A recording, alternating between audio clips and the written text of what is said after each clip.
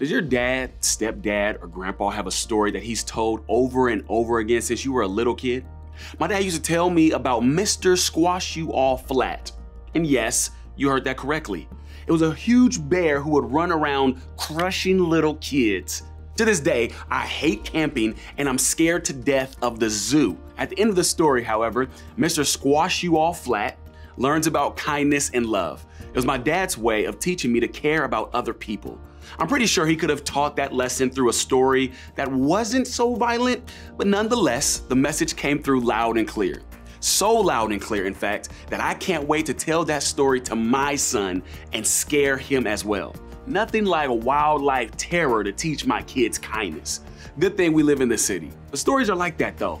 They make learning a lesson a little bit easier. They stick with us, which is why we're starting a series that's all about stories that Jesus told when he walked on the earth. See, Jesus was an incredible storyteller, but these stories were called parables, which basically means a story that has a spiritual point or moral meaning behind it. Jesus used ideas and images that were familiar to people in order to teach them something about the heart of God. But why? Why would he do that?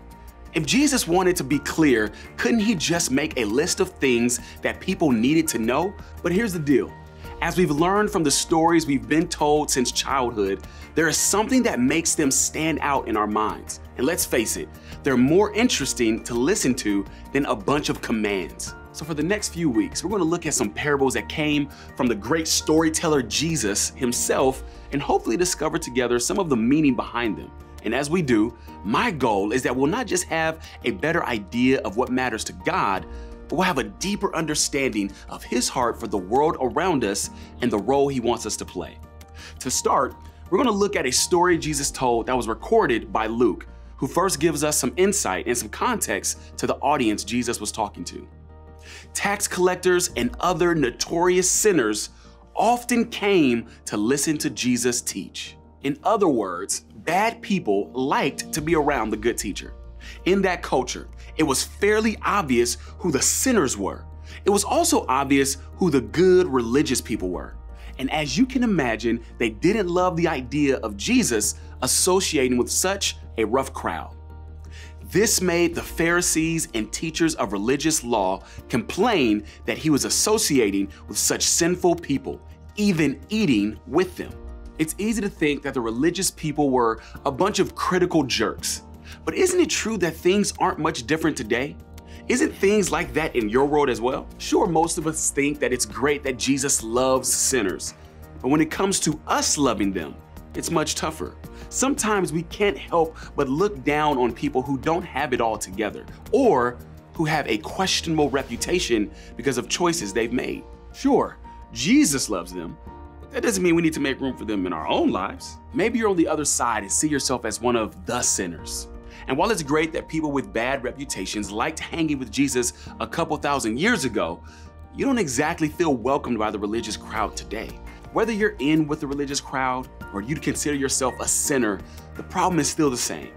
We feel like in order to be in with God, we have to behave a certain way. Whether you're in with the religious crowd or you'd consider yourself a sinner, the problem is the same.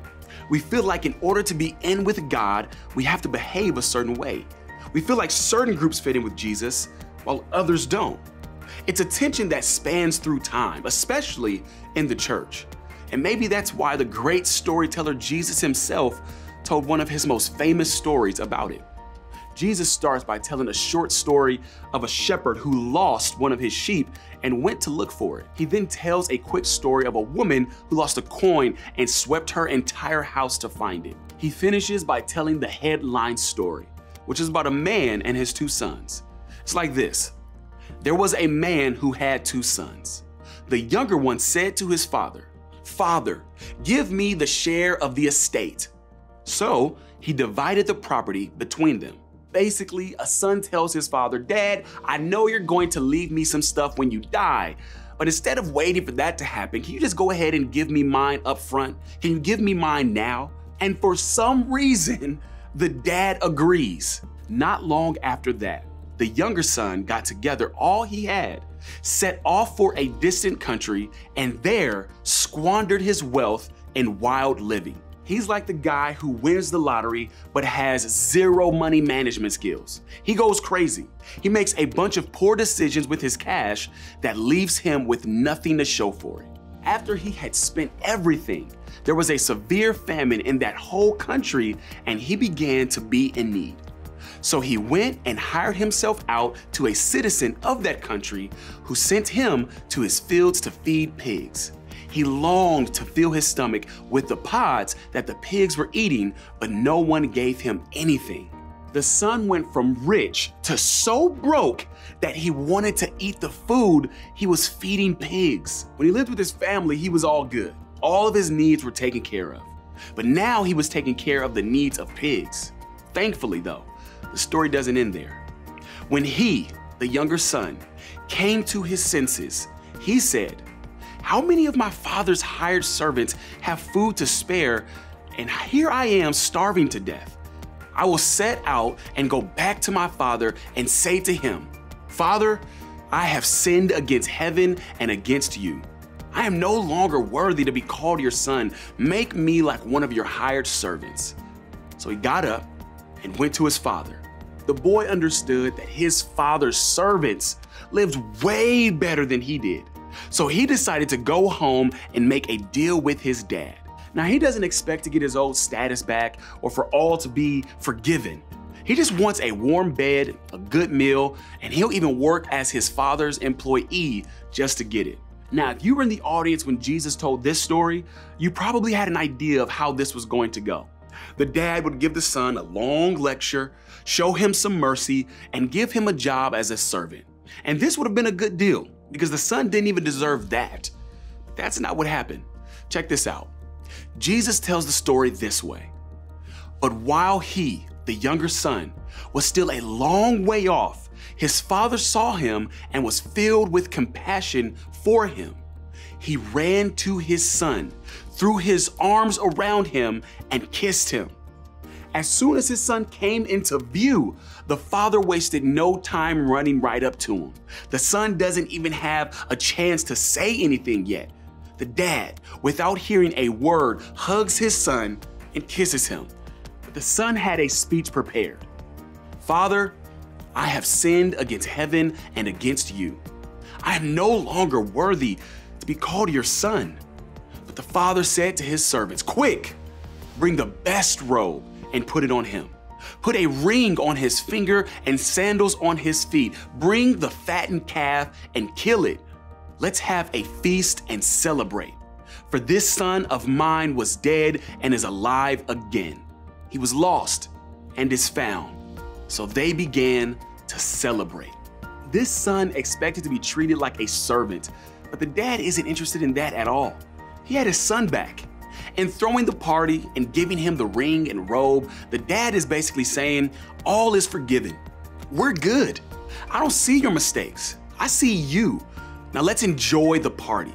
Now's a good time to remember the two groups of people who were listening to this story. For the sinners in the crowd, this message was unlike anything they had ever heard. No punishment for his mistakes, no awkwardness between the father and the son. This sounds amazing. But for the religious leaders, this didn't sound so great. Wouldn't this make the father look bad? Wouldn't this be encouraging more bad behavior from the son later? There should be some distance or some awkwardness between the father and the son. The son messed up and someone needed to pay. But Jesus isn't done with the story. He talks about the older brother who heard there was a party being thrown for his younger rebellious brother. The older brother became angry and refused to go in. So his father went out and pleaded with him. But he answered his father, "Look, all these years I've been slaving for you and never disobeyed your orders. Yet you never gave me a young goat so I could celebrate with my friends. But when this son of yours, who has squandered your property with prostitutes, comes home, you kill the fattened calf for him? My son," the father said, "you are always with me, and everything I have is yours. But we had to celebrate and be glad because this brother of yours was dead and is alive again. He was lost and is found." The father enjoys the party. The younger son enjoys the party. And the older son? We never find out what happens. Does he go to the party? Does he welcome his brother back? Or does he keep his distance? We don't really know. But would anyone really blame him if he took a pass and skipped the party? He did everything right. Why is the rebellious son getting all of the royal treatment from dad? But that's what makes this story one that people are unlikely to forget. Jesus is looking at his audience, the sinners and the religious leaders, and he knows that they both agree that the younger son should have to pay for his bad behavior, and the older son should be rewarded for his good behavior. Instead, they got something totally different. A younger brother who is found before he is fixed, and an older brother who doesn't like it. A younger brother who is placed in the family again, and an older brother who is so mad that he's ready to miss the entire party. In this parable, the great storyteller was making a point to the people who were unsure if they were qualified to follow him because of their mistakes. To them, the story is saying, you don't have to be fixed to be found.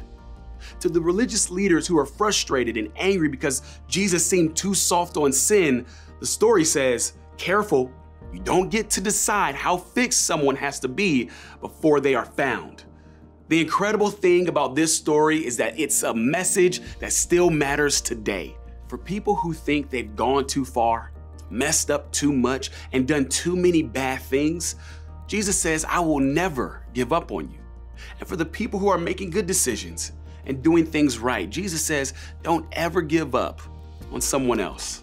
No one loses their value just because they've lost their way. No matter where you are, what you've done, you are worth finding. And Jesus isn't waiting for you to get your act together to do it. The question today is, who are you in the story? If you consider yourself one of the good kids, I want you to think a moment about the people who you believe need to be fixed before they find a place here. Ask yourself, if Jesus doesn't think they need to be fixed to be found, why do you? Think of one or two really lost friends and start praying for them and hanging out with them in safe places. At your house, go out for coffee, playing ball at the rec center. Start intentionally being a great friend to a person who needs more Jesus in his or her life. And being a friend to them as they are now, you are representing the heart of Jesus. For others of you, you may feel like the younger son. You may feel like you've disqualified yourself from church and Jesus' love. And you figure that there's a whole lot of things you need to get right before Jesus will be good with you. But here's the good news. Jesus always has open arms for someone like you. You may have lost your way, but you haven't lost your value. Whatever your past, whatever your struggle, Jesus is ready for you. Take a step in his direction. Believe that what he says about you is true, that he isn't waiting for you to change in order to love and accept you. You're already found. Remember, you don't have to be fixed to be found. The son who came home was still a mess. You might still be a mess. Your friend may be a mess, but people can come home messy. The Father is the one who will receive you, redeem you, and restore you. You may lose your way, but you will never lose your value. You can go to God just as you are, and you can help others do the same thing.